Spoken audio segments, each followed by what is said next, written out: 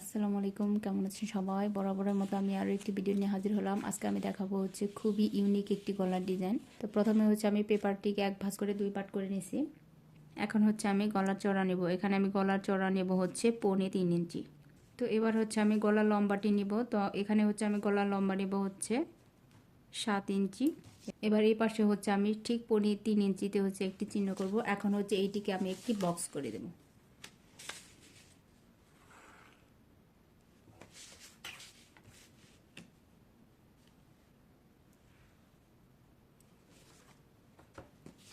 এই তো আমি হচ্ছে একটি বক্স শেপ করে নিলাম।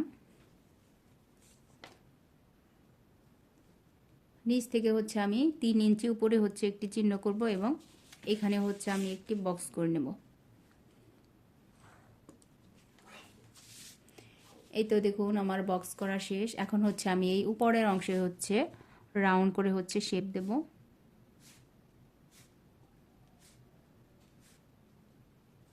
এই তো দেখুন আমার রাউন্ড শেপ করা শেষ। তো এখন হচ্ছে এইখান থেকে আমি 1.25 ইঞ্চিতে হচ্ছে এরকম করে হচ্ছে ড্রয়িং করে নেব। তো পুরোটা রাউন্ডই হচ্ছে আমি 1.25 ইঞ্চিতে হচ্ছে রাখবো। এই তো আমি হচ্ছে এরকম করে রাউন্ড শেপ করে নিয়েছি।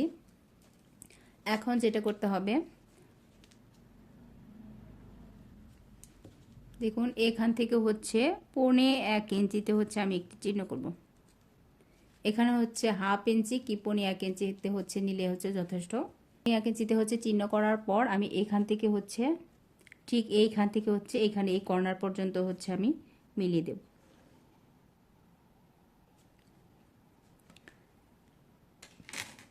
এই তো দেখুন এটি ঠিক এরকম হবে।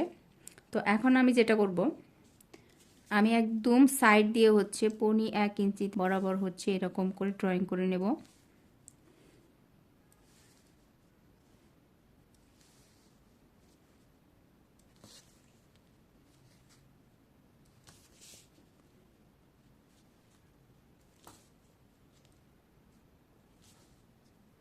নিচে হচ্ছে ঠিক সেমই আমি রাখবো। এই তো দেখুন এটার ড্রয়িং হবে ঠিক এরকম। তো এখন হচ্ছে আমি একদম বাহির দিয়ে হচ্ছে কাটিং করে নেব। প্রথমে হচ্ছে আমি একদম সাইড দিয়ে যে ড্রয়িংটা করছি তো সেইটা হচ্ছে আমি কাটিং করে নেব।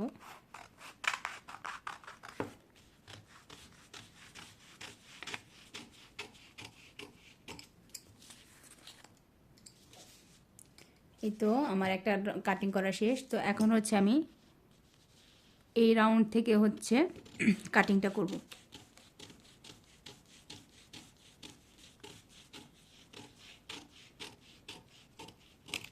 এখন হচ্ছে আমি এই অংশটিকে হচ্ছে কাটিং করে নেব।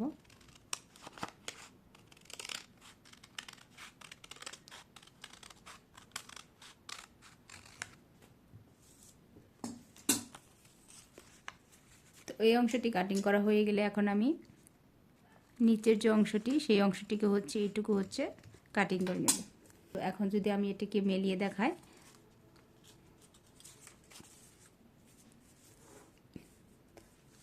এটি হচ্ছে প্রথমে এরকম থাকবে।